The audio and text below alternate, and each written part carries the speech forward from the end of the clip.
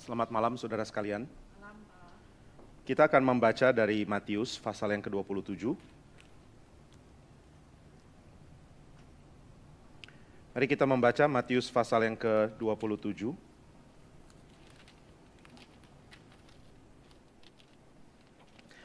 Kita akan membaca dari ayat yang ke-45 sampai ayat yang ke-54. Matius 27 ayat 45 sampai 54. Demikian firman Tuhan. Mulai dari jam 12 kegelapan meliputi seluruh daerah itu sampai jam 3. Kira-kira jam 3 berserulah Yesus dengan suara nyaring, Eli, Eli, lama sabachthani. Artinya, Allahku, Allahku, mengapa engkau meninggalkan aku? Mendengar itu beberapa orang yang berdiri di situ berkata, ia memanggil Elia. Dan segeralah datang seorang dari mereka, ia mengambil bunga karang, mencelupkannya ke dalam anggur asam, lalu mencucukkannya pada sebatang buluh, dan memberi Yesus minum. Tetapi orang-orang lain berkata, jangan, baiklah kita lihat apakah Elia datang untuk menyelamatkan dia. Yesus berseru pula dengan suara nyaring, lalu menyerahkan nyawanya. Dan lihatlah, tabir bait suci terbelah dua dari atas sampai ke bawah, dan terjadilah gempa bumi, dan bukit-bukit batu terbelah. Dan kuburan-kuburan terbuka dan banyak orang kudus yang telah meninggal bangkit. Dan sesudah kebangkitan Yesus mereka pun keluar dari kubur, lalu masuk ke kota kudus dan menampakkan diri kepada banyak orang. Kepala pasukan dan prajurit-prajuritnya yang menjaga Yesus menjadi sangat takut ketika mereka melihat gempa bumi dan apa yang telah terjadi, lalu berkata, sungguh, ia ini adalah anak Allah. Mari saudara sekalian kita sekali lagi berdoa. Ya Bapa di surga, kami memohon berkat-Mu yang sebenarnya kami tidak layak dapatkan, namun kami memohon supaya Tuhan rela memberikan berkat kepada kami, yaitu pengenalan akan pengorbanan Kristus di atas kayu salib. Biar kami makin diteguhkan imannya, karena kami tahu betapa besar kasih Tuhan bagi kami, melalui Kristus yang rela menebus kami dan mati bagi kami. Kami mohon supaya berita yang sudah sering kami dengar, dan juga kisah yang sering kali diulang-ulang di dalam kehidupan kami, boleh menjadi kisah yang terus-menerus baru di dalam hati kami, yang memberikan kesegaran kepada hidup kami, dan yang menghidupkan kami dengan hidup yang seturut dengan apa yang Tuhan mau berikan. Kiranya Tuhan yang pimpin kami sehingga firman-Mu dinyatakan dan kuasa dari Roh-Mu yang kudus menyertai kami. Dan kami mohon anugerah-Mu supaya kami boleh disegarkan kembali pikiran, iman, dan juga pengertiannya melalui berita salib yang indah dan agung. Tolong kami ya Tuhan, tolong kami yang tidak layak, supaya kami senantiasa menerima berkat demi berkat yang mengarahkan kami makin mencintai Tuhan yang kami peroleh karena belas kasihan Tuhan. Kami bersyukur untuk berkat Tuhan, dalam nama Tuhan Yesus kami berdoa. Amin. Saudara sekalian, di dalam Mazmur yang ke-22, ini seruan yang dikutip oleh Tuhan Yesus, ada seruan yang sangat mengharukan, yang sangat kasihan dari orang-orang yang hidupnya sepadan dengan yang Tuhan mau, yang menjalankan kehendak Tuhan, yang senantiasa setia, yang menginginkan supaya Tuhan dekat. Dan apa yang diperoleh oleh mereka adalah keadaan seperti dibuang Tuhan. Mazmur 22 menggambarkan hal seperti itu. Juga di dalam Mazmur 69. Mazmur 69 yang juga dianggap paralel oleh Lukas waktu menjelaskan mengenai keadaan Kristus yang seperti orang yang kehilangan air, yang seperti mau mati karena kehausan. Mazmur 69 menggambarkan penderitaan seperti orang yang kehilangan hidup, seperti orang yang sudah mau mati, dan gambaran yang dipakai adalah kehausan. Ini menjadi paralel dengan apa yang Yesus alami sehingga dia berseru di dalam seruan yang dicatat oleh Injil Yohanes, yaitu bahwa dia haus. Nah saudara, Mazmur 69 sama dengan Mazmur 22, bercerita tentang orang yang dekat dengan Tuhan, yang kehidupannya diberikan kepada Tuhan, tetapi orang-orang seperti ini sulit untuk hidup dengan baik di tengah dunia ini. Mereka sulit mendapatkan sejahtera, mereka tidak dapat damai, mereka tidak dapat limpah, mereka tidak dapat kesenangan dalam hidup. Padahal mereka dekat dengan Tuhan. Alasan mereka tidak dapat kesenangan dan kelimpahan adalah karena seluruh dunia yang ada di sekeliling mereka sangat anti Tuhan. Sehingga kehidupan mereka korbankan karena mereka memilih untuk dekat dengan Tuhan. Ini tentu jadi kisah yang sangat sering kita temukan di dalam kitab suci. Kita melihat Habel yang sangat dicintai Tuhan dan yang diperkenan oleh Tuhan. Sangat tidak mendapat tempat di dalam dunia karena Kain membenci dia. Pada akhirnya kita tahu Kain membunuh Habel. Dan ini seperti menjadi nasib dari orang-orang yang dekat dengan Tuhan. Makin dekat dengan Tuhan, makin dibenci dunia. Makin dicintai Tuhan, makin dibenci oleh orang-orang yang anti Tuhan. Sehingga Habel menjadi contoh dari orang-orang yang setia sama Tuhan, tetapi yang akhir hidupnya sangat buruk. Tentu Habel bukan satu-satunya, karena kalau di dalam kitab suci ada pembicaraan tentang martir, maka orang-orang seperti Habel akan dikisahkan lagi. Ada orang-orang seperti Zakaria yang dilempar batu di mezbah Tuhan, sehingga darahnya penuh tertumpah di mezbah. Dan Tuhan sendiri menyatakan bahwa darah dari orang-orang yang dibunuh ini adalah darah yang akan berseru kepada Tuhan. Saudara, ini dinyatakan juga di dalam Wahyu pasal yang ke-6, karena ternyata ada orang-orang yang dipenggal karena kesaksian Kristus. Saudara, kesaksian Kristus ini bukan cuma berarti mereka beritakan Injil lalu mereka dibunuh ya. Tapi mereka menghidupi Injil. Mereka menjalankan hidup yang benar-benar berpadanan dengan Injil. Seperti yang Paulus tuntut ada pada orang-orang Kristen. Dan mereka tidak mendapatkan bahagia. Mereka mendapatkan aniaya, ancaman, dan bahkan kematian. Dan setelah mereka datang ke surga, mereka berseru kepada Tuhan. Sampai berapa lama Tuhan tidak membalaskan. Dan Tuhan mengatakan kalimat yang sangat mengharukan dan menakutkan. Yaitu masih ada lagi orang-orang seperti kamu yang akan bergabung. Masih akan ada orang-orang benar, orang-orang baik, orang-orang yang dicintai Tuhan, orang-orang yang mencintai Tuhan, yang akan jadi korban. Jadi saudara, di dalam kitab suci sudah ada banyak kisah tentang orang-orang yang dicontohkan oleh Mazmur 22. Waktu Mazmur 22 menyatakan seruan, Allahku, Allahku, mengapa engkau meninggalkan aku? Ini adalah seruan dari orang-orang seperti itu. Orang-orang yang akan diabaikan oleh banyak orang, karena orang-orang banyak tidak mau ikut-ikutan kesulitan dari orang-orang ini. Kamu cinta Tuhan dan kamu dibenci orang, oh kalau gitu saya tidak ikut-ikut. Biar kamu dapat kesulitan dan saya aman. Jadi orang-orang seperti ini membongkar kejahatan dunia, sekaligus membongkar keegoisan orang-orang yang cari tenang. Saudara, banyak kali kita berpikir kita bukan orang jahat. Dan kita tidak terlibat di dalam kejahatan kepada orang-orang yang cinta Tuhan ini. Tapi mungkin kita termasuk orang yang terbiasa cari ketenangan. Yang penting hidup saya tidak direpotkan oleh keadaan orang lain. Kalau kamu mau setia ikut Tuhan dan akhirnya kamu dibenci, itu urusanmu. Saya tidak ikut. Karena saya punya hidup yang harus dipelihara.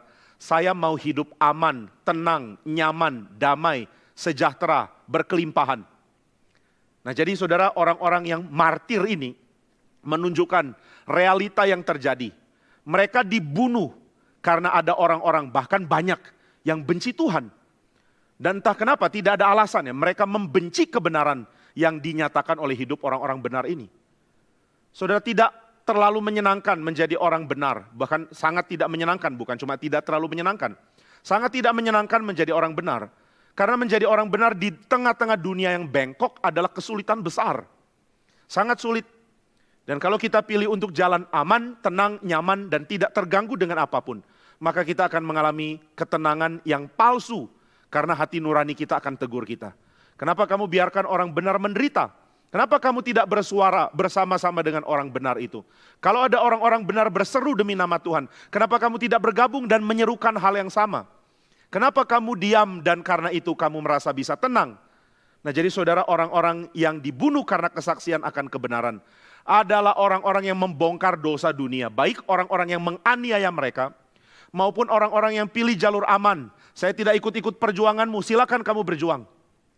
Kadang-kadang orang Kristen tidak tahu apa yang diperjuangkan dengan jadi Kristen. Saudara, kita tidak boleh lupa bahwa kekristenan adalah agama saksi. Bersaksi kemana-mana. Dan saudara berbagian di dalamnya. Kita bukan orang yang demi aman langsung putuskan relasi kita dengan orang-orang yang bersaksi dengan berani. Jika mereka menyatakan kebenaran dan karena itu mereka meresikokan hidup mereka, maka saudara dan saya tidak punya hak untuk menjauh dari mereka. Dan mengatakan saya tidak mau sentuh sedikit pun dari penderitaanmu karena saya mau hidup yang aman. Itu tidak akan terjadi dan tidak mungkin terdapat di tengah-tengah dunia ini. Gak ada hidup aman. Saudara mau anti Tuhan atau mau mengikuti Tuhan dan mencintai Tuhan, kehidupan aman tidak akan terdapat, tidak akan tercapai. Nah maka saudara sekalian, kitab suci sudah membagikan tentang orang-orang yang mati, yang martir, yang membela kebenaran, yang dicintai Tuhan, yang mencintai Tuhan, yang karena cinta Tuhan tidak mau melanggar firman, yang karena tidak mau melanggar firman memilih untuk menghidupi firman, menyatakan ini identitas saya, ini hidup saya. Dan ini orang-orang jujur, bukan cuma orang-orang yang pura-pura berbicara seolah-olah cinta Tuhan, tapi yang hidupnya menyimpang. Kita tidak mau orang-orang yang cuma bisa menyuarakan satu hal, tapi menghidupi hal yang lain. Nah maka orang-orang ini adalah pengharapan bagi umat Tuhan. Umat Tuhan menjadi baik karena umat Tuhan harusnya berisi orang-orang seperti ini. Tapi apakah umat Tuhan berisi orang-orang seperti ini? Tidak. Karena ternyata di tengah-tengah umat Tuhan pun dipenuhi dengan orang-orang yang ambisinya bukan untuk menjadi orang benar yang cinta Tuhan. Yang keinginannya bukan untuk mencerminkan Allahnya. Banyak orang jadi Kristen tetapi keinginannya adalah untuk menjadi populerkah atau untuk mendapatkan level paling tinggi di dalam kekristenannya. Ini sangat kasihan ya, kita lihat gereja Tuhan penuh dengan orang ambisius. Tapi gereja Tuhan kekurangan orang benar. Kekurangan orang yang menyatakan inilah hidup yang diperkenan Tuhan. Kamu suka hidup model begini, silakan. Kamu membenci hidup model begini, saya tidak bisa apa-apa. Karena inilah cara hidup yang saya tahu. Dan saudara, orang-orang seperti ini sulit jadi populer. Sulit untuk ditinggikan ketika dunia yang mengagumi para selebriti itu adalah dunia yang kontra dengan kekudusan dan kebenaran Tuhan. Maka Alkitab banyak bercerita tentang orang-orang ini. Dan Mazmur 22 mewakili orang-orang seperti ini. Dan ketika Yesus berseru di atas kayu salib, dia berseru, Eli, Eli, lama sabachthani. Ini seruan yang membuat Yesus mengidentikan diri dengan orang-orang seperti itu. Sayang sekali kalau tema ini kadang-kadang luput dibahas. Kita lebih suka membahas tentang posisi Yesus di kayu salib, di dalam relasi Trinitarian mungkin. Tentu itu tidak salah kalau kita mau gali ke situ, tapi saya tidak melihat Matius banyak menekankan aspek itu. Mungkin kita juga akan menekankan tentang Yesus yang menyerukan sesuatu untuk keselamatan kita dan itu benar. Tetapi itu hanya mungkin dipahami kalau kita tahu dia sedang menjadi orang-orang yang sudah berkorban sebelum dia. Tentu pengorbanan orang-orang sebelum Kristus tidak menjadikan mereka juru selamat, tidak. Tapi yang mengharukan adalah juru selamat kita memilih untuk mempunyai akhir hidup yang sama dengan orang-orang ini. Saudara, ini satu bayangan yang kita boleh renungkan. Kalau Allah jadi manusia, kira-kira dia akan pilih gaya hidup kayak apa ya? Gaya hidup apa yang akan dia tunjukkan yang cocok dengan kealahannya? Tentu kita percaya Yesus adalah Allah, karena kalau saudara tidak percaya, saudara tidak boleh menyebut dirimu Kristen. Hakmu untuk tidak percaya Yesus adalah Allah. Tapi kalau engkau tidak percaya Yesus adalah Allah, jangan sebut diri Kristen. Seruan ini, Allahku, Allahku, mengapa engkau meninggalkan aku? Sama sekali tidak membuktikan bahwa dia bukan Allah. Karena kita tahu di dalam konsili Kalsedon, Kristus mempunyai dua natur. Dia Allah sejati, tapi juga dia manusia sejati. Nah itu sebabnya ketika kita melihat kitab suci, jangan lupa konsep ini. Karena ini kalau kita lupakan, kita jatuh lagi ke dalam ajaran bidat dan kita akan sulit mengekspresikan kekristenan kita kepada orang-orang yang memerlukan jawaban.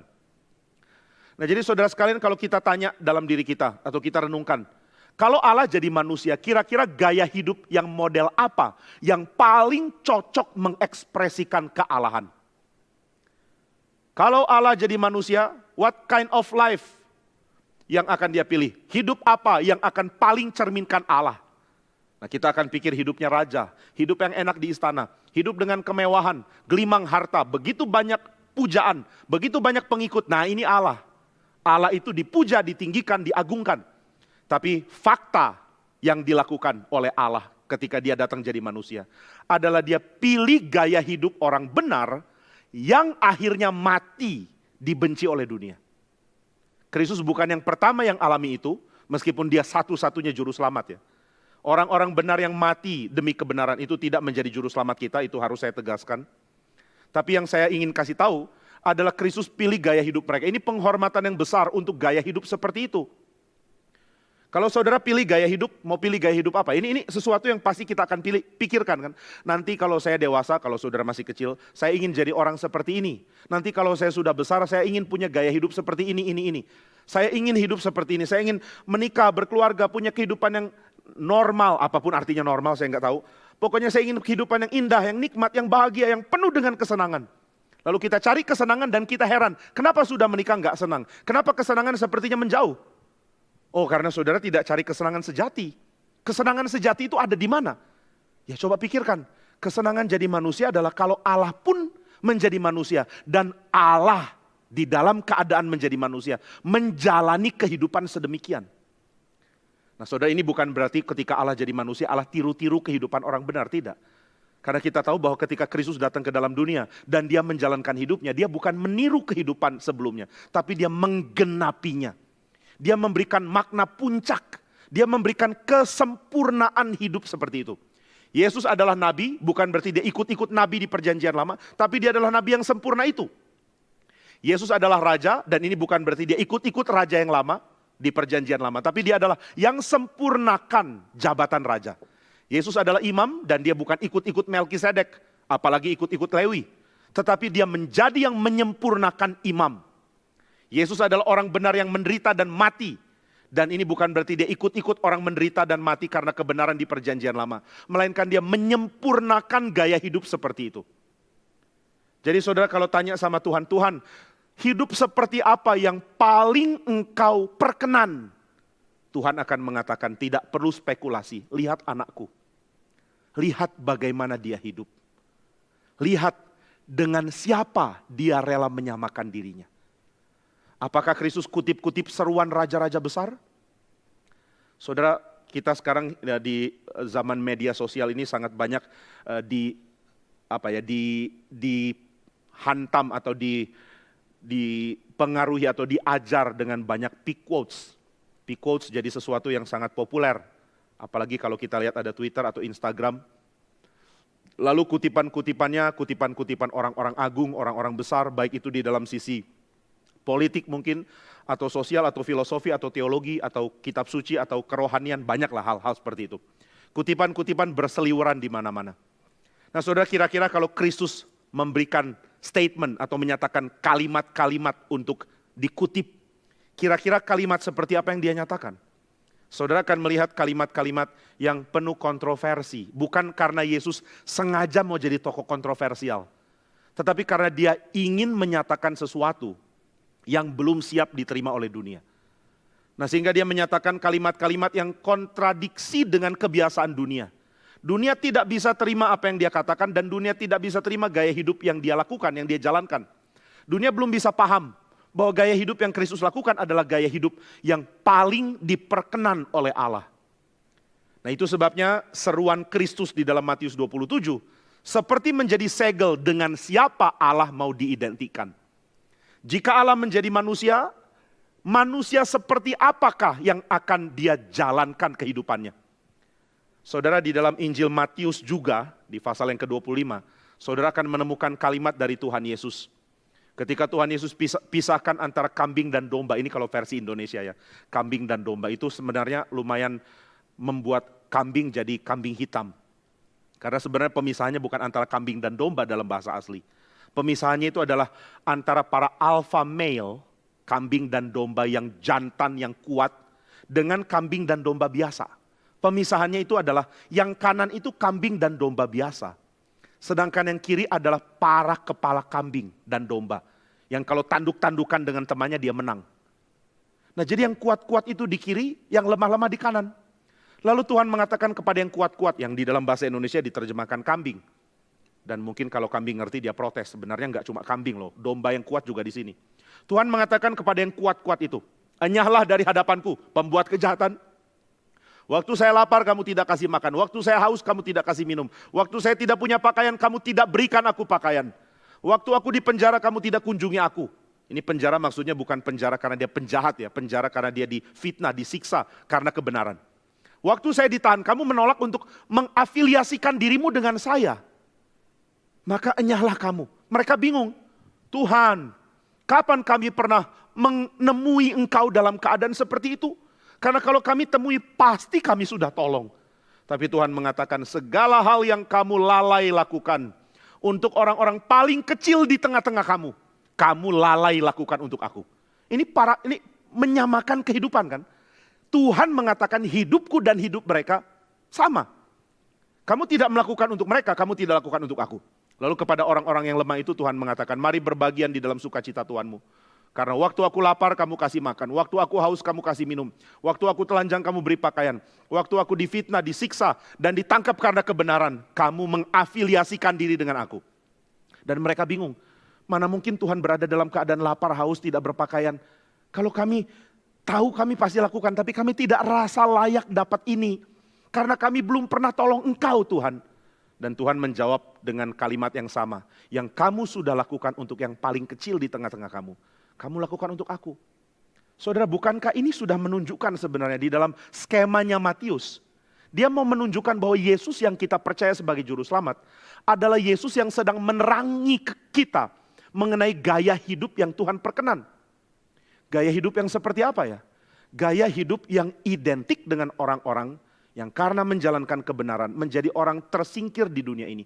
Menjadi outcast karena kebenaran. Dan ini juga yang Tuhan nyatakan bukan cuma di dalam khotbah di Matius 25, tapi juga di dalam Matius 5, 6, dan 7. Di dalam Matius 5, di dalam pembukaan ada kata-kata bahagia, beatitudes. Satu pernyataan, satu rangkaian kalimat-kalimat yang indah sekali. Dan Yesus mengidentikan bahagia, atau bahasa asli pakai kata makarioi, ini bukan cuma bahagia ya. Ini berarti saudara mendapatkan kehidupan yang diperkenan Tuhan, dan karena itu ada kesenangan sejati. Senang sejati. Kenapa bisa senang? Kenapa bisa berbahagia? Kenapa penuh sukacita? Karena kamu lemah lembut, karena kamu rendah, karena kamu disiksa karena kebenaran, karena kamu lapar dan haus akan justice, karena kamu tidak mendapatkan keadilan yang harusnya diperoleh oleh semua manusia di dalam anugerah Tuhan. Nah, maka saudara sekalian, orang-orang yang seperti kehilangan anugerah untuk hidup baik, seperti disingkirkan oleh masyarakatnya. Ini orang-orang yang Tuhan nyatakan perkenanannya. Saya benar-benar bersyukur karena kalau kita baca Matius dengan teliti, kita akan temukan itu. Saya benar-benar bersyukur karena kitab suci orang Kristen jauh lebih indah, jauh lebih agung, jauh lebih kuat dalam kritik sosialnya ketimbang teori siapapun.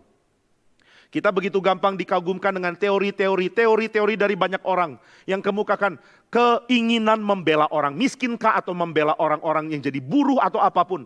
Semua omong kosong menyatakan pembelaan, tapi tidak ada makna, tidak ada buah, dan tidak ada kebenaran yang menolong orang untuk hidup di dalam level yang lebih baik.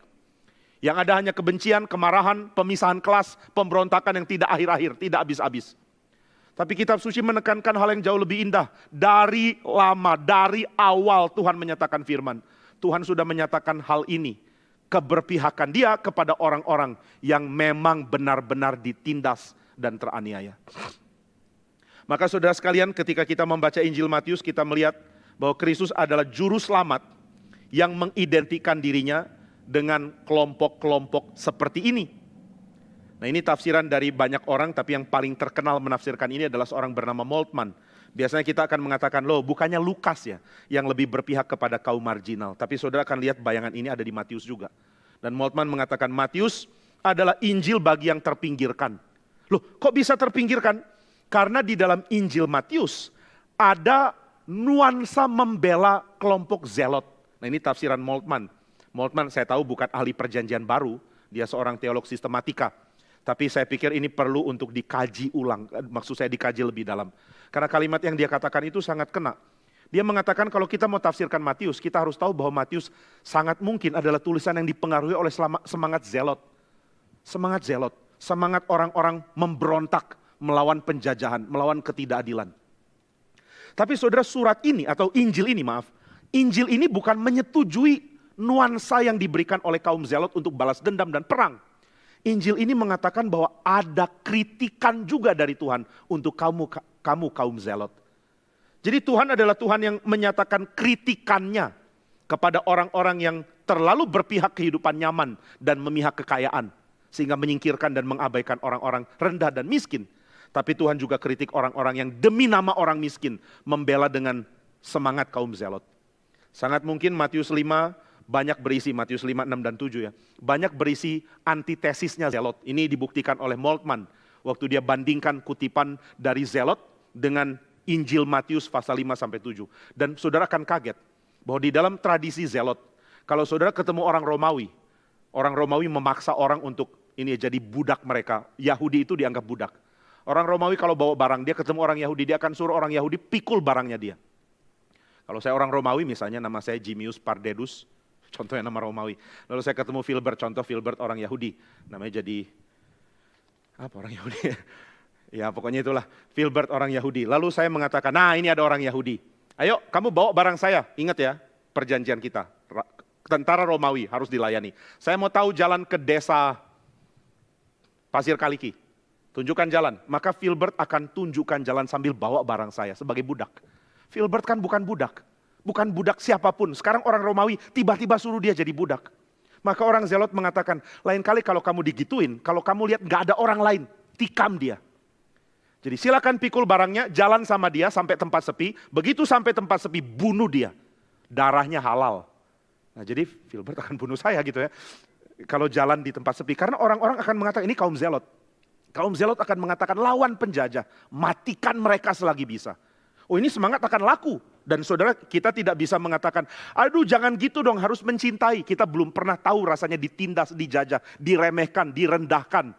Kalau kita alami itu terus generasi demi generasi. Orang tua lihat anaknya makin dewasa disingkirkan dari masyarakat, nggak bisa kerja, diabaikan, mungkin dibunuh dan nggak ada yang perkarakan.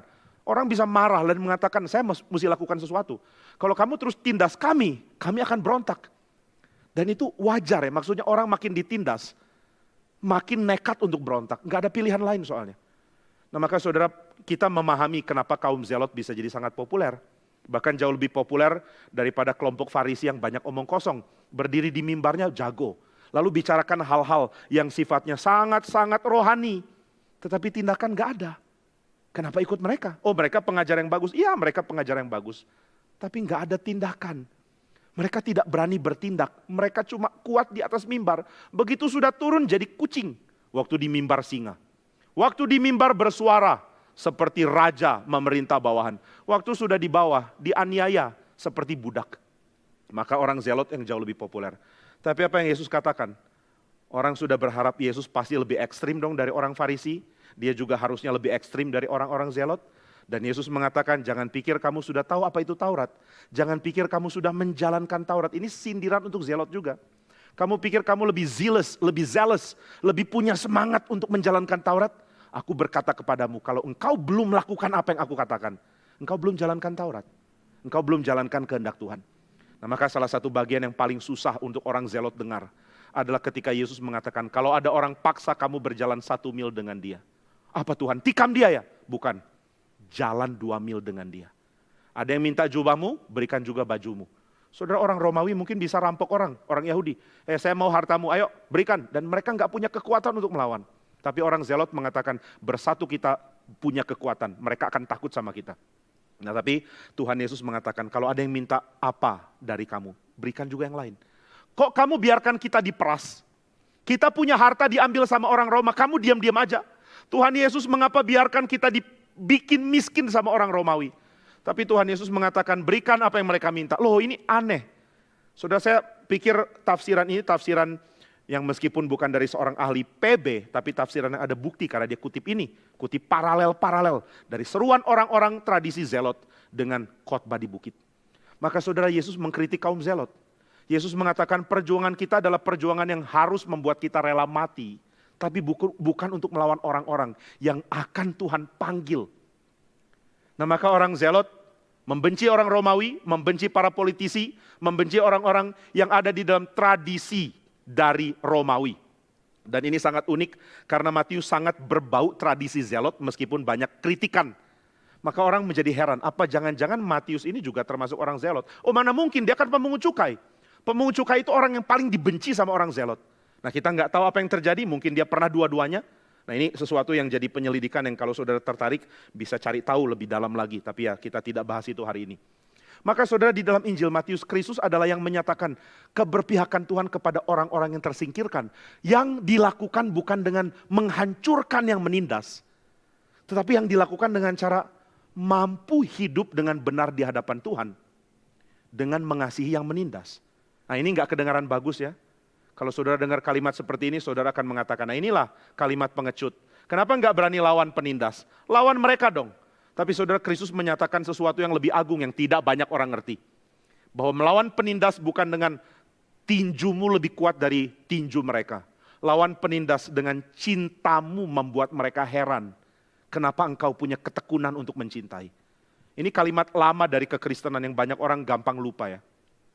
Karena sekarang kita akan mengatakan, kekristenan juga mengajarkan kok. Kalau kamu ditindas, balas. Kamu punya kekuatan. Mari berjuang, jangan takut. Kamu harus berani lawan. Nah ini yang akan jadi semangat bagi orang-orang yang mau melawan penguasa atau penindas atau apapun. Tapi Yesus seperti memadamkan itu dengan mengatakan, mari tahu siapa yang kamu harus kalahkan di dalam perjuangan. Dan tahu kepada siapa kamu harus berpihak. Dan tahu bagaimana harus menjalani hidup. Nah maka di dalam ajaran Kristus, di dalam khotbah di bukit, Kristus memberikan tekanan yang sangat besar untuk hidup diperkenan oleh Tuhan. Sehingga keinginan untuk diperkenan oleh Tuhan begitu besar, sehingga aspek-aspek lain yang menjadi akibat atau menjadi sebab yang tidak diinginkan. Apa itu sebab? Side effect, efek samping. Itu menjadi efek samping yang dimungkinkan untuk diterima. Jika engkau memutuskan untuk hidup dengan cara yang Tuhan mau, maka side effect yang lain itu bisa diterima. Side effect apa? Side effect kamu disalah mengerti, side effect kamu diabaikan atau bahkan ditindas karena kamu dianggap sebagai orang-orang yang berpihak kepada penguasa. Kamu tetap jalankan kesetiaanmu kepada Tuhan, no matter what. Apapun yang terjadi, jalankan hidup yang pro kepada apa yang Tuhan arahkan, yang ingin menyenangkan hati Tuhan lebih dari apapun. Lalu kalau saya jalankan hidup seperti ini, bagaimana resiko yang harus saya jalani? Jalani aja, apapun resikonya. Saudara dibenci oleh orang-orang yang anti Tuhan, jalankan tetap. Engkau dibenci oleh orang-orang yang mengaku bertuhan, jalankan tetap. Kenapa harus jalankan tetap? Karena inilah jalan hidup yang Tuhan perkenan. Inilah jalan orang benar. Orang benar harus seperti ini. Jadi Matius berisi bijaksana untuk menjadi orang yang benar, yang menjalankan kehidupan yang tunduk kepada Tuhan di dalam resiko apapun. Dan di dalam Injil Matius, Kristus menekankan bahwa patokan kamu diperkenan oleh Tuhan adalah kesetiaanmu kepada Kristus. Nah, ini satu berita dari Matius yang sangat kuat sekali. Jika kamu mencintai Kristus lebih dari siapapun, kamu layak untuk Kristus. Jika kamu mencintai yang lain lebih dari Kristus, kamu tidak layak bagi Kristus. Jadi Tuhan Yesus berani menyebut dirinya, bukan Allah. Jika kamu tidak cinta Tuhan lebih dari apapun, kamu tidak layak bagi Tuhan. Itu kan yang harusnya dikatakan. Tapi Yesus memparalelkan dirinya dengan Allah. Karena dia layak dan berhak menyamakan dirinya dengan Allah. Jadi saudara sekalian, Injil Matius menekankan tentang kehidupan Kristus yang benar, mengkritik kemunafikan Farisi dan Saduki, tapi juga mengkritik semangat yang salah arah, yang memberi makan kebencian dari orang-orang zelot. Orang zelot dikritik, orang Farisi dikritik, orang Saduki dikritik. Lama-lama orang zelot bisa anggap Yesus terlalu lunak. Orang Farisi bisa anggap Yesus terlalu kafir. Orang Saduki bisa anggap Yesus terlalu ekstrim. Saduki bilang Yesus terlalu ekstrim. Farisi bilang Yesus terlalu kafir. Sedangkan orang-orang yang ada di dalam golongan zelot akan mengatakan Yesus terlalu Saduki. Terlalu sopan, terlalu santun, kurang berani melawan. Jadi saudara, kalau kita lihat kubu-kubu yang ada di dalam Injil Matius, saudara akan sadar ini mirip dengan kehidupan kita. Dalam kehidupan kita pun ada banyak kubu-kubu kok. Saudara mau menyenangkan kubu yang mana? Saudara mau menjadi orang yang disenangi oleh siapa? Karena waktu saudara menjadi orang yang disenangi satu pihak, saudara akan menjadi lawan dari pihak yang lain. Kalau begitu, kepada siapa saya harus berpihak? Whose side should I be? Saya harus ada di mana ya? Zelot, Farisi, Saduki, atau orang-orang kafir, yang mana? Pemungut cukai? Saudara, bagi orang pemungut cukai yang tidak mau bertobat, Yesus adalah seperti orang zelot. Bagi orang zelot, Yesus adalah seperti orang Saduki. Bagi orang Saduki, Yesus seperti orang Farisi. Bagi orang Farisi, Yesus seperti orang-orang pemungut cukai. Ini sesuatu yang membuat kita sangat ngerti Bahwa menjadi orang benar itu berarti bukan menjadi orang yang peka melihat kubu mana yang menang, lalu saya bercokol di situ. Banyak orang akan memanfaatkan lingkungan dia dengan sangat lincah ya. Pokoknya kelompok mana yang sedang naik daun, nah di situ saya berada. Ini adalah orang-orang oportunis atau mungkin mirip-mirip para spekulan di pasar saham ya. Pokoknya saham mana yang akan naik, saya akan di situ. Tapi saya tidak akan setia dengan perusahaan apapun, dengan emiten apapun. Pokoknya saya ada di satu tempat, sampai dia mau turun, saya loncat ke tempat lain. Di situ saya akan kaya. Nah mirip dengan orang-orang yang mengatakan kelompok mana yang sedang populer, saya akan di situ.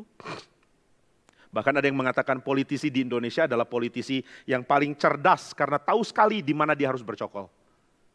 Oh, yang lagi naik daun, kelompok agama, saya numpang di situ dong. Yang lagi naik daun adalah kelompok anti ekstremis agama. Kalau gitu saya numpang di situ. Yang lagi naik daun kelompok mana? Nah saya numpang ke situ. Nah ini politik harus begitu sepertinya. Berpihak kepada kelompok mana yang paling mendatangkan nama dan keuntungan. Yang mana yang paling banyak membuat kita mampu mendulang suara. Suara siapa yang bisa kita dulang kalau ikut kelompok mana? Nah di situ saya mau berada. Nah kita akan mempunyai keberpihakan seperti itu tanpa sadar kalau kita tidak disadarkan oleh Injil Matius. Kamu mau berpihak ke siapa? Ayo pintar-pintar pilih sisi. Saya sangat muak sekali waktu dengar ada mahasiswa, ini tentu saya nggak usah bilang dari mana ya. Ada mahasiswa teologi mengatakan, saya belum tahu loh saya mau ikut gereja ini atau tidak. Saya tanya kenapa? Saya mau lihat dulu kira-kira berapa tahun lagi gereja ini masih something nggak? Masih naik terus nggak? Kalau sudah nggak ya saya nggak mau di sini, saya mau pilih yang naik. Nah, ini orang bagi saya adalah orang yang nggak ada pendirian, yang nggak layak disebut hamba Tuhan. Orang yang mau jadi hamba Tuhan harus mengatakan, saya akan jadi hamba Tuhan, bukan pengikut tren, bukan pengikut tempat mana yang akan memberikan keuntungan bagi saya. Orang oportunis seperti itu sulit menyebut diri hamba Tuhan, dan kalaupun dia jadi hamba Tuhan, dia tidak akan pernah punya wibawa. Tuhan tidak akan izinkan dia punya wibawa apapun untuk memimpin orang benar. Nah maka saudara sekalian, ketika Yesus menunjukkan kiprah hidupnya, yang tidak berpihak kepada orang Saduki, tapi juga tidak berpihak kepada orang-orang Zelot. Tidak berpihak kepada orang Farisi, tapi juga tidak menjadi orang-orang kafir yang hidup dengan penuh kecemaran dan dosa. Tidak menjadi pemungut cukai yang cinta uang, tapi juga tidak menjadi orang Farisi yang munafik. Jadi Kristus mempunyai gaya hidup yang semua kubu itu akan pelajari kalau mereka mau bertobat. Yesus menjalankan gaya hidup yang diidentikan sebagai cara hidup orang benar oleh perjanjian lama. Orang-orang benar yang sempurna bahkan. Orang-orang benar dalam perjanjian lama adalah orang-orang yang jatuh bangun tetapi tetap Tuhan perkenan kebenarannya.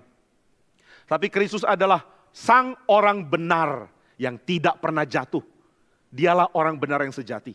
Sehingga seluruh orang benar di perjanjian lama adalah bayang-bayang yang sangat-sangat sederhana dan terbatas akan Kristus yang adalah orang benar yang sempurna itu. Maka kita akan melihat Habel, kamu menjalankan kehidupan yang baik di dalam satu aspek, yaitu memberikan persembahan kepada Tuhan. Dan aspek itu yang disorot. Dan aspek itu yang membuat dia mati kan, karena Kain iri sama dia. Nuh disebut orang benar. Kenapa dia orang benar? Karena dia menjalankan pemberitaan untuk pertobatan. Nah saudara, harap kita tahu ya bahwa ketika Nuh memberitakan seruan bahwa Tuhan akan murka, itu bukan seruan masuk kapal. Banyak orang nggak ngerti ini loh. Maksudnya kadang-kadang orang tanya begini, kalau Nuh disuruh khotbah supaya orang selamat, kan kapalnya terbatas. Jadi dia cuma bikin kuota dong.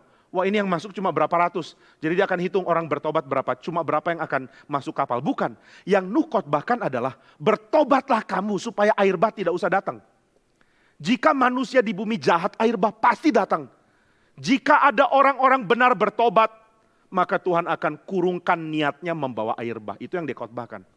Jadi yang dia khotbahkan adalah kiranya orang bertobat supaya perahu yang saya siapkan, bahtera yang saya siapkan tidak perlu dipakai. Tapi ternyata nggak ada gunanya karena dia terus mendengarkan seruan orang-orang yang anti Tuhan itu menolak dia.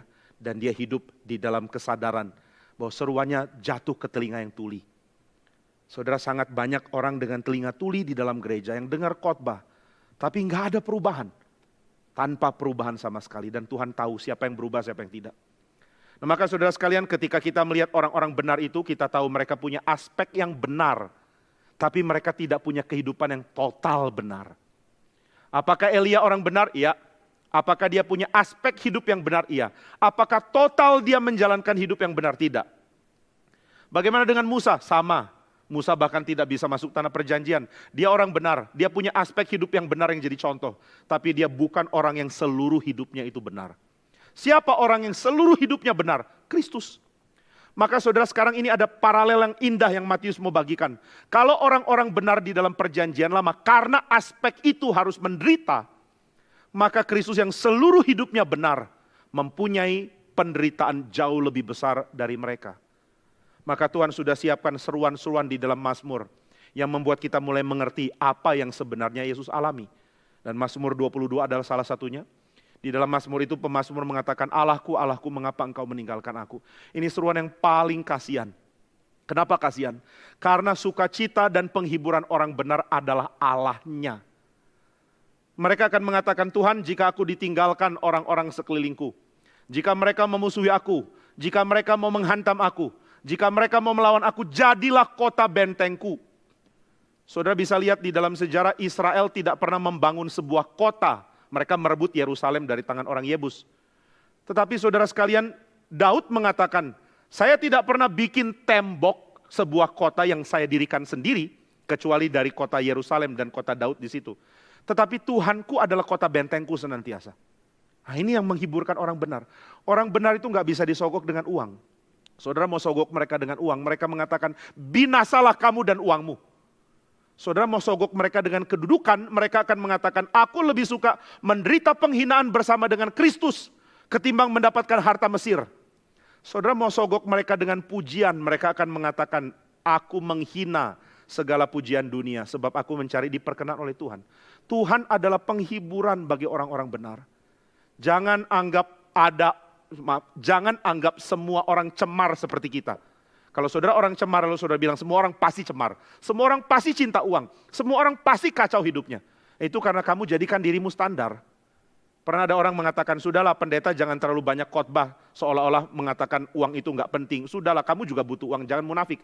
Saudara, saya tidak pernah mengatakan bahwa kita ini harus membenci uang lalu membuang uang. Bukan. Yang saya katakan adalah, saya tidak pernah harus menjilat siapapun, atau harus tunduk kepada siapapun, atau harus melakukan apapun supaya uang nambah banyak. Saya jaga diri supaya tidak ada motivasi apapun yang ujungnya cuma uang. Kenapa kamu khotbah di sini? Ada uangnya, saya nggak mau sama sekali. Kenapa kamu lakukan ini? Karena ada uangnya. No, nggak boleh sama sekali. Apakah itu harus dipertahankan? Harus.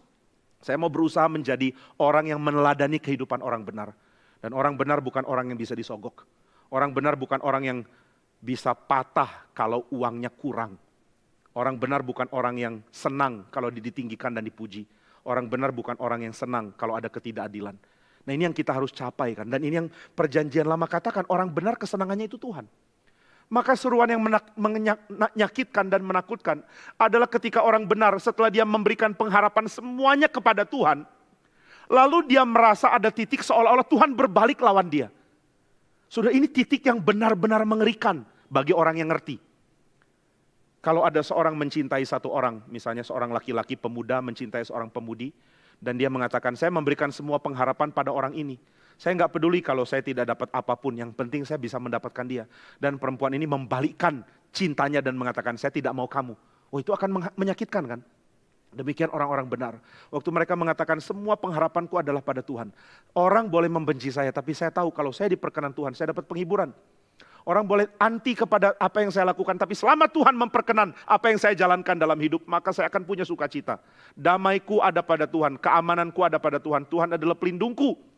Tapi bagaimana ketika dia mulai merasa Tuhan meninggalkan? Apapun alasan dia merasa begitu. Dia mulai merasa, kenapa Tuhan seperti tinggalkan? Kenapa tidak ada hal baik, tidak ada hal beres, tidak ada hal yang menunjukkan Tuhan ada.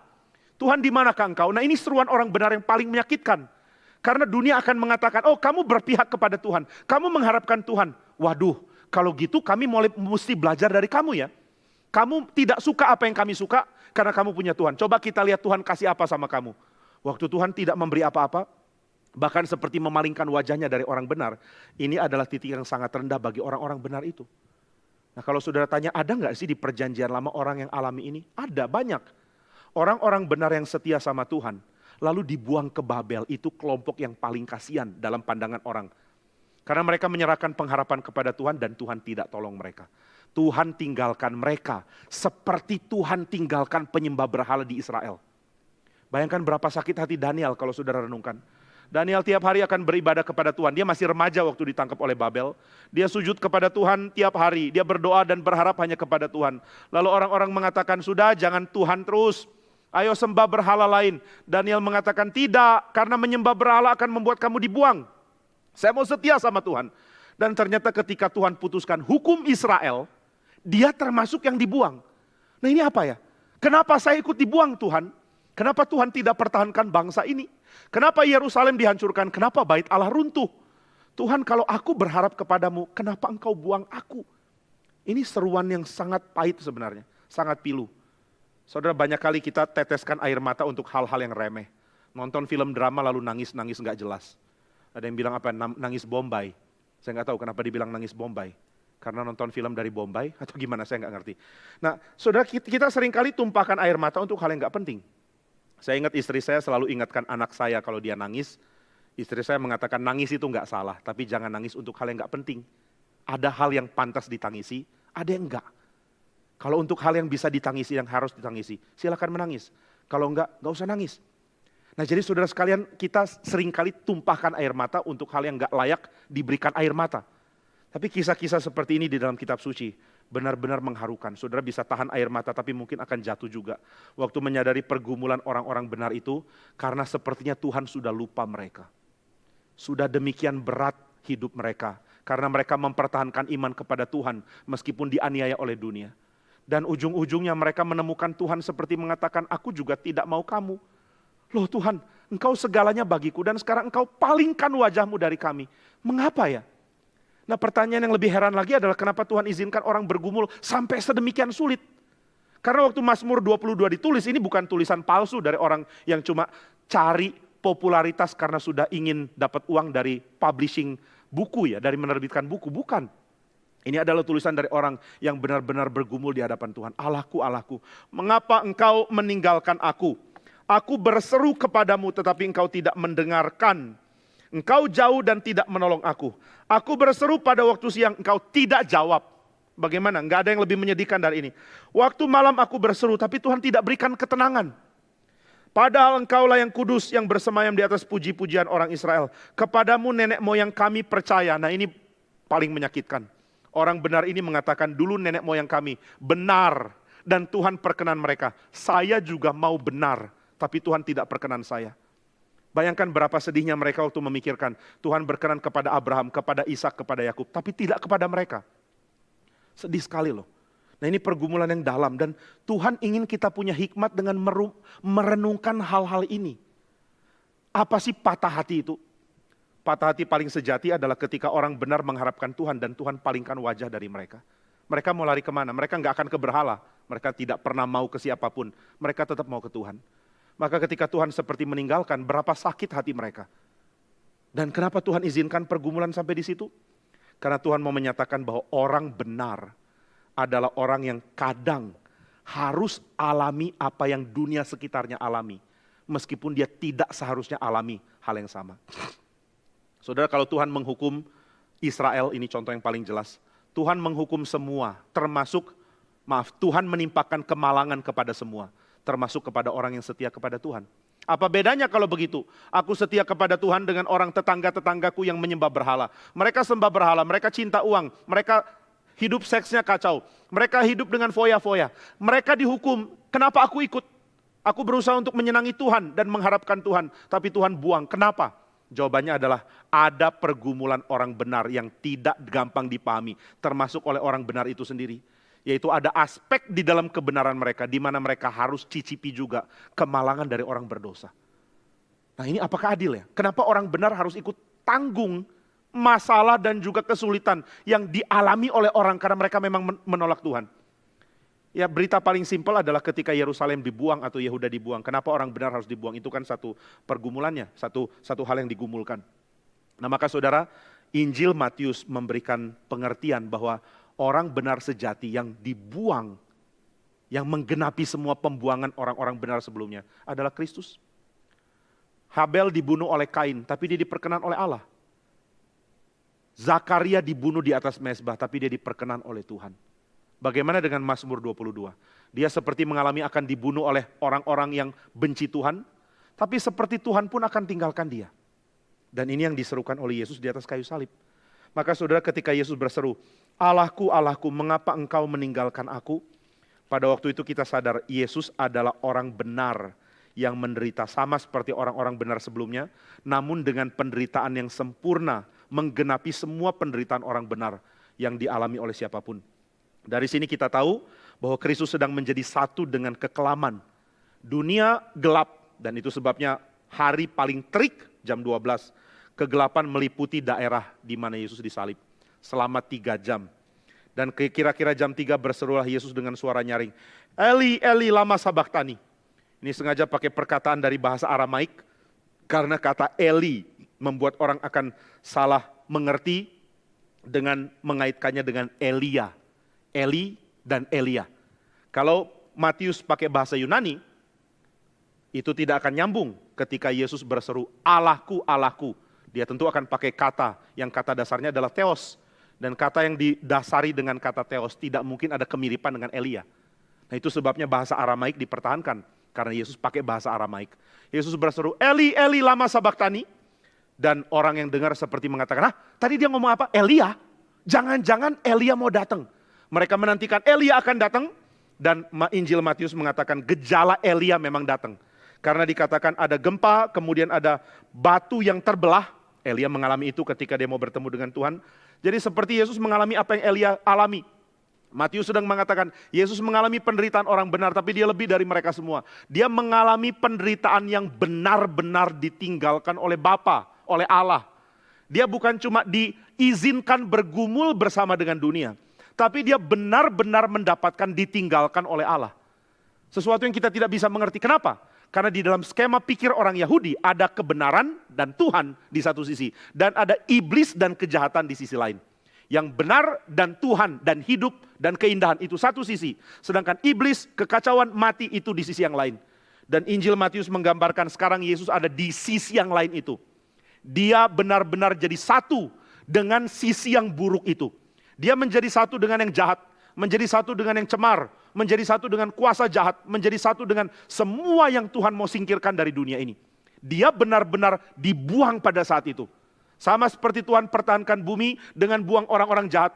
Demikian Kristus mengalami dibuang, bukan hanya karena dia mengalami penderitaan seperti orang yang dibuang ke Babel, tapi karena dia benar-benar mewakili orang-orang terbuang itu.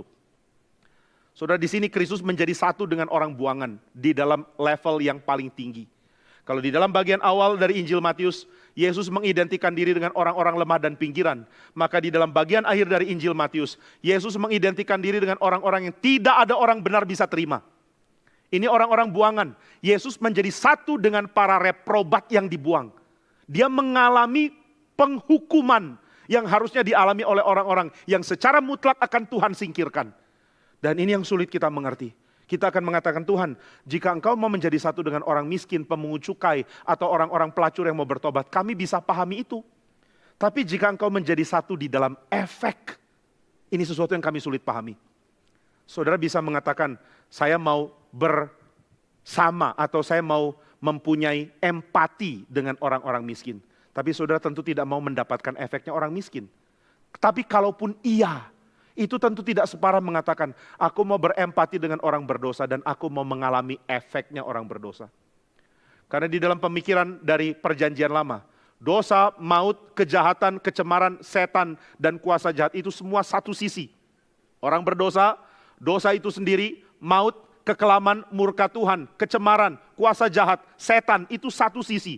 Itu satu pihak. Dan Kristus ada di pihak itu mewakili orang-orang yang akan ditebus. Dia mewakili kutuk orang-orang yang harusnya dibuang, benar-benar dibuang. Dan ini merupakan satu kesedihan yang tidak ada orang bisa pahami. Sehingga ketika Kristus dipakukan di atas kayu salib, dia menggenapi penderitaan orang benar di dalam level yang tak terbayangkan. Dia memuncakkan kesulitan, penderitaan, dan perasaan di outcast, disingkirkan oleh dari orang-orang benar. Dan Kristus mengalaminya di dalam keadaan yang puncak. Maka ketika dia berseru, Eli, Eli, lama sabachthani, Matius tidak ingin kita salah ngerti. Matius ingin kita tahu bahwa ini adalah penderitaan puncak karena Yesus sedang mengidentikan diri dengan kelompok yang terbuang. Dia mulai menekankan ini dengan kalimat-kalimat yang menakutkan. Saudara bisa baca di dalam ayat yang selanjutnya. Dikatakan di ayat yang ke-51. setelah Yesus mati. Lihatlah tabir bait suci terbelah, dua dari atas sampai ke bawah. Dan terjadilah gempa bumi dan bukit-bukit batu terbelah. Ini peristiwa yang menyatakan sesuatu yang sangat kelam sebenarnya. Kelam tetapi berpengharapan. Tabir bait suci terbelah. Saudara, tabir bait suci terbelah ini bisa punya dua arti. Paulus menafsirkan dengan sangat positif. Bahwa jalan ke tempat yang suci itu sekarang sudah terbuka. Tetapi ada tafsiran lain yang tentu tidak berarti harus pilih dengan Paulus ya. Ada tafsiran lain yang menafsirkan bahwa ketika tabir itu terbuka dan kemuliaan Tuhan dipancarkan keluar, maka kematian akan menjadi akibat dari orang-orang yang di luar bait suci. Tapi saudara, kita lihat kematian tidak menjadi akibat di sini. Saudara bisa bayangkan ini ya, tabir penutup ruang maha suci dari bait suci itu diberikan supaya orang tidak memandang kepada tabut. Karena kalau orang lihat langsung dia mati. Perlakukan tabut dengan salah dia mati. Ini yang sudah dialami oleh Uza misalnya. Maka tempat itu ditutup supaya imam besar yang masuk pakai darah. Hanya dia yang boleh masuk dan dia selamat. Yang lain kalau berani lihat mati. Tapi kali ini tabir itu terbelah dan yang terjadi adalah kubur terbuka dan orang mati bangkit. Bukan orang hidup jadi mati, tapi orang mati jadi bangkit setelah tabir itu terbelah. Sesuatu yang baru terjadi. Nah, ini yang Matius coba katakan. Engkau tahu apa yang dialami Yesus? Dia dari sisi yang bagus, dari sisi mulia, Allah, kesucian, kebenaran, kasih. Dia berpindah ke sisi yang buruk itu. Kelam, gelap, maut, setan, dosa, kecemaran, dan kutuk. Dan dia ada di situ. Dia membawa kasih, mulia, dan Allah berada di tempat ini. Dia membawa kemuliaan Allah dari tempat yang mulia ke tempat yang hina. Jadi saudara ingat skema pembagian ini ya. Ini yang di dalam tradisi perjanjian lama disebut ada damai, itu yang ada Tuhannya, dan ada chaos kampf, keadaan kacau balau dan kosong di sisi yang lain. Nah, waktu Kristus pindah dari keadaan damai ke kacau, karena dia sedang mewakili kita sebagai orang berdosa. Pada waktu itu dia bawa segala keteraturan, keindahan, kelimpahan, kebenaran, dan kehidupan dari Allah, dibawa ke tempat mati itu. Nah, ini yang Matius katakan, tabir bait suci terbelah, dan efeknya bukan orang hidup mati, tapi orang mati menjadi hidup. Maka saudara, Matius sedang mengatakan hal besar sedang terjadi. Dan lihat siapa yang sadar, ayat 54 mengatakan orang Romawi yang sadar. Kepala pasukan dan prajurit-prajurit melihat apa yang terjadi, dan mereka berkata, sungguh ia ini adalah anak Allah. Mungkin mereka melihat tanda di atas salib dan menghinanya. Yesus orang Yahudi, raja dari orang Yahudi. Yesus dari Nazaret, maaf. Raja orang Yahudi. Wah, tentara tertawakan kalimat itu. Inikah raja orang Yahudi? Seperti inikah dia? Hinanya seperti ini. Tapi pada waktu Yesus mati dengan cara seperti itu, mereka berhenti menghina dan mulai memuji. Sungguh, orang ini adalah anak Allah. Sungguh apa yang dituduhkan kepada dia, semuanya salah. Dan apa yang orang curiga, dia klaim yang membuat dia disingkirkan. Ternyata adalah klaim yang benar. Dia benar-benar adalah anak Allah. Nah, itu sebabnya perkataan ini jadi perkataan yang di-highlight, disorot oleh Matius. Lihat apa yang dilakukan Tuhanmu, dilakukan juru selamatmu. Dia ambil posisimu. Dan dia rela lakukan itu sehingga Allah meninggalkan dia. Tapi lihat apa yang terjadi, dia ditinggalkan oleh Allah. Justru karena itu, dia membawa Allah ke tempatnya orang mati. Dia membawa Allah ke tempat di mana orang harusnya tidak ada pengharapan. Maka Mazmur 22 disempurnakan oleh Kristus. Di Mazmur 22, pemazmur berseru, Allahku, Allahku, mengapa engkau meninggalkan aku? Dan diakhiri dengan seruan yang mengatakan, Tuhan akhirnya menjawab aku. Nah, ini pergumulan orang benar di perjanjian lama. Mereka hanya untuk sementara waktu mengalami seperti dibuang Tuhan. Tapi pada akhirnya Tuhan akan menyatakan, engkau kuperkenan, aku tidak akan pernah meninggalkan engkau. Engkau kubuang bersama dengan orang-orang berdosa. Tapi pada waktu aku memulihkan engkau, aku akan pamerkan kebenaranmu. Kebenaranmu akan bercahaya di mana-mana. Dan Tuhan lakukan hal yang sama kepada Kristus. Aku meninggalkan engkau sampai mati. Tapi aku akan membangkitkan engkau. Dan aku akan memamerkan engkau sebagai raja yang kuperkenan selama-lamanya. Selama kepada semua. Jadi saudara sekalian, Kristus mengalami penghinaan. Bahkan kegelapan yang paling kelam. Untuk nanti di dalam kebangkitan dinyatakan keagungannya oleh Bapa sendiri. Dan Yesus mengatakan dia akan membagi ini kepada kita. Maka saudara bisa mengatakan, saya mau jalani hidup orang benar. Meskipun nanti saya akan berseru, Tuhan, kok sepertinya Tuhan abaikan saya. Sepertinya Tuhan tinggalkan saya dan Tuhan akan bilang, biar kamu bergumul dulu sementara waktu dalam pergumulan ini, tapi pada waktu aku akan pamerkan kebenaranmu, aku akan pulihkan kamu. Dan ini yang Yesus mau tawarkan untuk kita nikmati. Maukah kamu nikmati hidup sebagai orang benar? Maukah kamu belajar untuk mempunyai kesenangan hanya di dalam Tuhan? Dan ketika engkau harus bergumul, merasa seperti Tuhan meninggalkan. Maukah engkau dengan tetap bersabar, berserah kepada Tuhan dan mengatakan, pada waktu Tuhan pulihkan, aku akan menikmati disertai Tuhan. Dan Tuhan yang akan membela aku. Membela dengan mengatakan, engkau bilang aku sudah meninggalkan dia, sekarang aku buktikan aku tidak meninggalkan dia. Nah ini yang Tuhan buktikan di dalam Kristus. Ketika Allah meninggikan dia dan mendudukkan dia di sebelah kanannya. Pada waktu itu dia memamerkan kepada seluruh bangsa-bangsa. Hei raja-raja segala bangsa, sujudlah kepada sang anak, takutlah akan dia. Jangan membuat dia murka. Karena begitu murkanya menyala kamu binasa. Sujudlah kepada dia, sembahlah dia. Nah ini yang akan Bapa katakan kepada seluruh dunia. Supaya mereka menyembah sang anak. Kiranya Tuhan dipermuliakan, mari kita berdoa. Tuhan, kami bersyukur karena kami menikmati kemuliaan Kristus yang agung. Dia yang menjadi sama dengan orang-orang benar dan bahkan memuncakkan penderitaan, kekosongan dan juga sengsara orang-orang benar yang seperti ditinggalkan oleh Tuhan.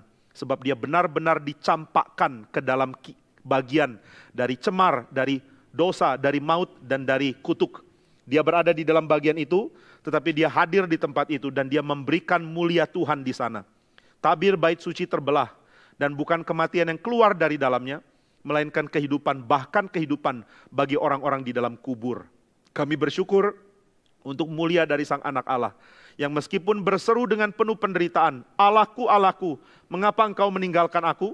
Tetapi diakhiri dengan pujian dari dunia, diwakili oleh tentara Roma, yang mengatakan sungguh orang ini adalah anak Allah. Dan kami mengamini seruan itu. Kami juga mengatakan sungguh Yesus Kristus adalah anak Allah.